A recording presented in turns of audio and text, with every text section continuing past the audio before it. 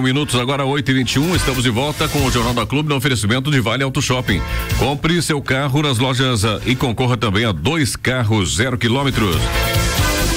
Os senhores agricultores, atenção, proprietários de imóveis rurais também. O senhor Cláudio Bartolomeu está informando que iniciou dia 13 de agosto e segue até dia 28 de setembro a declaração de imposto territorial rural. O senhor Cláudio Bartolomeu informa que está atendendo no mesmo local, no Marechal Deodoro da Fonseca, número 101, no centro, de frente à loja Andreon. Para qualquer esclarecimento, ligar 3333-6881 e falar com o senhor Cláudio Bartolomeu. GT. Pois é, Caio, a gente continua então com a nossa entrevista com o professor Osinil Martins. Estamos falando sobre evolução, sobre futuro, sobre passado também, sobre perspectivas de uma geração toda que está sendo criada sobre a indústria 4.0, enfim. Mas eu gostaria de mudar um pouquinho o rumo da prosa. Recentemente, professor, eu visitei o Canadá, passei 15 dias no Canadá, andei mais de 3.500 quilômetros por lá, aluguei um carro e tal, eu com a minha família, e a gente, quando vai para um país como esse, como vai para os Estados Unidos, como vai para determinadas cidades da Europa também, mas quando vai para o Canadá de uma maneira especial, você se maravilha, né? Você num primeiro momento fica maravilhado com as coisas, com as facilidades, com a organização, com a vida mais fácil que se tem por lá. As estradas é uma coisa indescritível em relação ao que a gente tem aqui, é um dos parâmetros, né? Mas são muitos e as diferenças são muitas. Então, por um determinado momento, você fica maravilhado com aquilo que vê e, por outro lado, você fica entristecido, porque começa a lembrar do que tem lá no nosso país, né? Quando você está lá, do que nos separa, da diferença abissal que separa um país do outro. Quando a gente faz essa comparação do Brasil com a Europa, aí se tem sempre aquela desculpa, não, mas o europeu tem 500 anos a mais, tem 1000 anos a mais, tem 2000 anos a mais, enfim, a civilização começou por lá, enfim, tudo começou antes. E quando você faz essa comparação com a América do Norte, você não tem esse dado de data para sustentar qualquer justificativa, muito pelo contrário, nós fomos descobertos e colonizados absolutamente na mesma época. A América foi descoberta em 1492, né, pelo Cristóvão Colombo, e o Brasil foi descoberto em 1500. Os Estados Unidos ficaram país em 1776, nós ficamos em 1822, 40 e poucos anos nos separa, isso em dados históricos não é nada. Canadá se tornou independente em 1880 e alguma coisa, são 60 anos depois do Brasil, e no entanto hoje estamos tão separados. Onde foi que nós erramos? Essa é uma pergunta que a sociologia deveria responder. A antropologia, né? Eu tenho algumas inferências, quer dizer, não tem nada que possa ser dito. Eu lembro que nós somos o último país escravocrata do mundo, né? E que trabalhar no Brasil para os senhores donos de propriedade e tal era vergonhoso. E para os filhos deles, inclusive. E para os filhos deles, inclusive. Inclusive a fama de Pelotas, como diz o Lula, de produtora de homens não masculinizados, eu vou ter que cuidar com essa palavra, porque senão dá rolo, né? Mas a fama vem daí, quer dizer, o que os pais faziam? Mandavam os seus filhos estudar na França. Então você pega um cara que produzia charque, e de repente ele vai para a França e volta de lá usando fraque, luva branca, beijando a mão das mulheres e tal, a fama foi inevitável que ela se propagasse, né? Porque era vergonhoso o dono da fazenda trabalhar. Por outro lado, nós temos um sistema político baseado em apadrinhamento. Quer dizer, isso tudo faz com que eu não ocupe os cargos do país com pessoas extremamente qualificadas. Eu vou botar gente do meu partido, da minha coligação. Mas isso já é mais recente, né? Esse apadrinhamento, não é não? Eu acho que não. E se você do tempo do Império? Não, vamos considerar a ditadura de Getúlio Vargas. Quer dizer, nós não podemos escolher. Mas aí nós já estamos falando do século XX.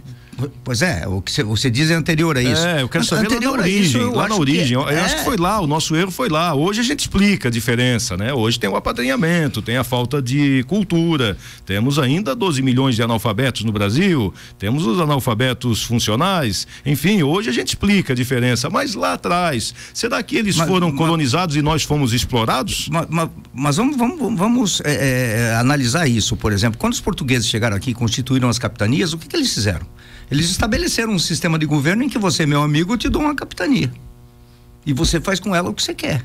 Você é dono. Eu não tenho ingerência nenhuma. Então, essas coisas todas, elas se perpetuam na cabeça das pessoas, na memória das pessoas, e vão passando, e esse é o modelo que vai se consolidando. Então, o que eu sinto de fato é que nós poderíamos ser muito mais avançados em prestação de serviço, em todas as nossas ofertas de serviço que a gente faz, e a gente não é. Então, quando você vai para o Canadá e você vê a qualidade do serviço, quando você vê a qualidade de entrega das pessoas, é diferente daqui. Eu aqui olho para o Estado e pergunto para o Estado: ei, o que você tem para mim? E lá os caras correm atrás. Esse paternalismo pode ter muita origem na religião também? Também, claro, óbvio. A história do Pai Nosso que estás no céu para suprir a todos? Vamos pegar o seguinte, me aponta um país cuja maioria seja de religião católica, que é país de primeiro mundo.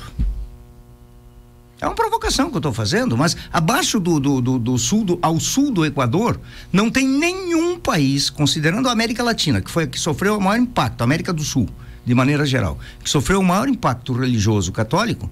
Olha a diferença entre o católico e o protestante. Isso é uma das razões? Claro que é. Enquanto eu digo que a vida eterna é sua e lá você será feliz, o protestante diz: eu quero ser feliz aqui. E esse é um direito que eu tenho, quer dizer, eu não posso postergar esse tipo de coisa. Eu sei que o tema é polêmico, mas é uma realidade. As nossas extremas facilidades, porque também o que pode nos separar, o que pode ser tratado como uma diferença muito grande, é as facilidades que nós temos aqui e as adversidades que eles têm lá. O Canadá, por exemplo, passa 3 meses por ano embaixo da neve. Muita coisa não pode ser produzida. Toronto é uma cidade que são duas, né? Quer dizer, uma acima da superfície e outra abaixo da superfície. Para viver no inverno. No inverno. Exatamente, são 30 quilômetros, Toronto tem 30 quilômetros de cidade subterrânea. Os trens circulam por lá e a cidade vive lá, são shopping centers que são absolutamente embaixo da terra para sobreviver abaixo sob uma temperatura absolutamente extrema como a que acontece no inverno. Mas eu acho que tem fundamento. Mas também nós não temos aqui facilidades demais e lá tem adversidade demais. Isso suscita espírito de sobrevivência. O candidato a vice na chapa do Jair Bolsonaro, o general Mourão, falou esses dias que o índio é indolente e o negro, de uma certa forma, é preguiçoso, né? Quase mataram ele. Quase mataram um homem. Eu acho que isso é uma constatação antropológica. O índio vivia aqui sem necessidade de programação nenhuma. A terra dava tudo a ele. A população de índios que nós tínhamos no Brasil, quando o Brasil foi descoberto, estima-se em 5 milhões de pessoas, né?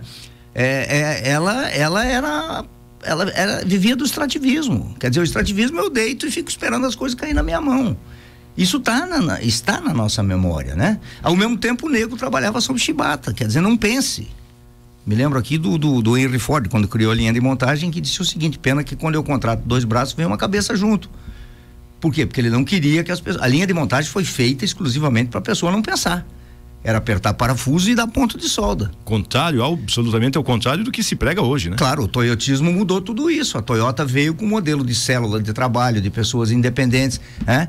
Que se auto-organizam, que se autoconvocam, etc. Então, os japoneses têm aí um negócio fantástico, pô.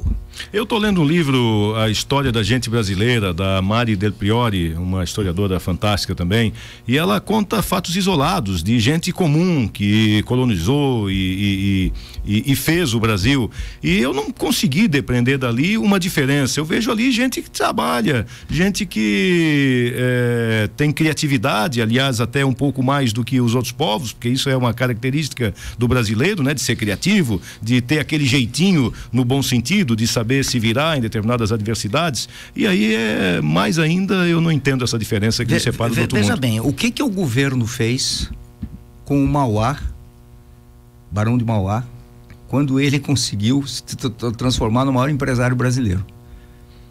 O governo acabou com ele. Assistam esse filme, quem está nos ouvindo, assistam esse filme do Barão de Mauá, que vocês vão ver o papel nefasto que o governo exerce. Na quarta-feira, o Supremo Tribunal Federal proibiu os pais de escolarizarem seus filhos em escola. Quer dizer, o homeschooling existe no mundo inteiro, o estudo em casa. A criança só presta provas, mas eu tenho o direito de educar, de escolarizar meu filho, de ensinar para eles as disciplinas básicas. Depois ele vai para a faculdade, ele vai se entrar no sistema e tal, mas eu não quero que ele seja exposto à nefasta opinião de professores ideológicos. Eu quero que meu filho seja criado do ponto de vista democrático, e hoje nós sabemos que isso é difícil. A escola está politizada. Bem ou mal, tem gente de tudo quanto é pública e privada, né? Também. Você tem criadores hoje de professores de esquerda dentro das universidades federais e das universidades particulares. Tem determinados cursos que se especializam nisso. Então, essas coisas todas, elas acabam refletindo no ânimo da população. Por que eu vou fazer diferente se o governo cobre minhas necessidades quando eu preciso, mesmo que sejam precárias? E ele cobra esse provimento. A devolutiva. Não, mas o cidadão cobra esse provimento por parte do Estado. Claro, por quê? Porque você olha hoje, tudo é o Estado.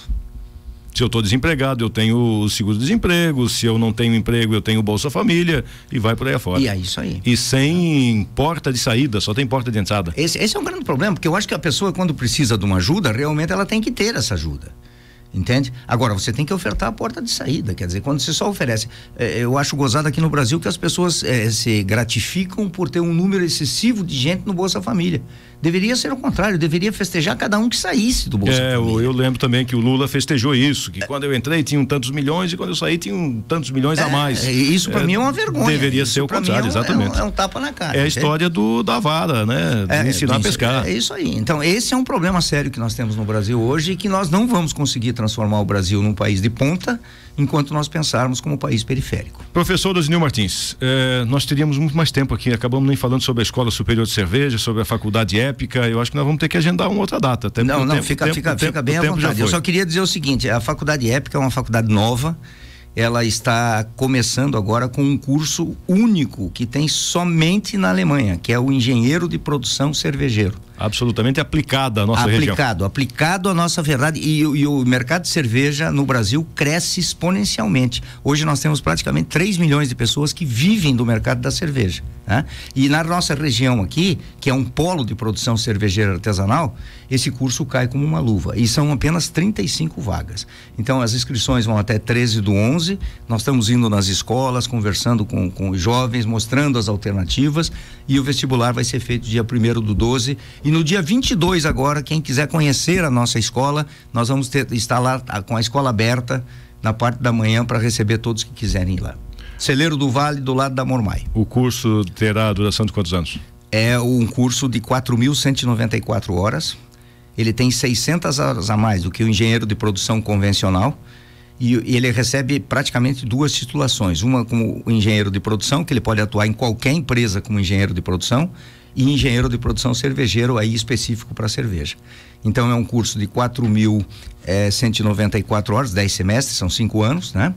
E nós temos quase que a convicção de que todos que se formarem serão empregados antes de concluírem o curso, porque é uma demanda muito forte do mercado por isso aí, diferentemente de outros cursos que são ofertados. Depois, principalmente, que Blumenau foi denominada a capital nacional da cerveja, e a região vai nessa onda aí, sem bacana. Dúvida. Hoje você tem já a Zenbier em Brusque, você vai para Pomerode, tem a Schonstein, você vai para Timbó, tem a Bock, e você tem aí uma infinidade. Aqui temos 2 ou 3 cervejarias. Aqui tem a Erzing, né? Tem uma série de cervejarias que nós vamos fazer um circuito da cerveja, e nesse cluster da cerveja tem o Carlo Bresciani, que é o presidente da Escola Superior de Cerveja e Malto, que faz parte e que interfere, que orienta, que participa efetivamente desse trabalho. Tá aí mais uma pauta pra gente conversar com o professor Osinil e de repente trazer mais alguém da Escola Superior. Eu trago o Carlos junto, porque ele vem junto, ele tem a visão mundial de cerveja. Vamos falar sobre isso sim, vamos pedir aqui pros meninos agendarem para proximamente a gente fazer isso. Porque ele tem uma agenda pesada, me avisa com alguma antecedência que ele viaja muito. Com certeza. Professor Osinil, também o convidei, vai participar conosco da Central de Apurações. A Clube e a Cultura vão se unir no dia das eleições para a gente informar você acerca das apurações das eleições, destas que são uma das eleições mais importantes, quem sabe, do período redemocrático brasileiro. E o professor Osinil vai estar com a gente na Central para que a gente possa ir passando os resultados, comentando, fazendo perspectivas, enfim, batendo um papo. Professor Osinil, será um prazer. Muito obrigado.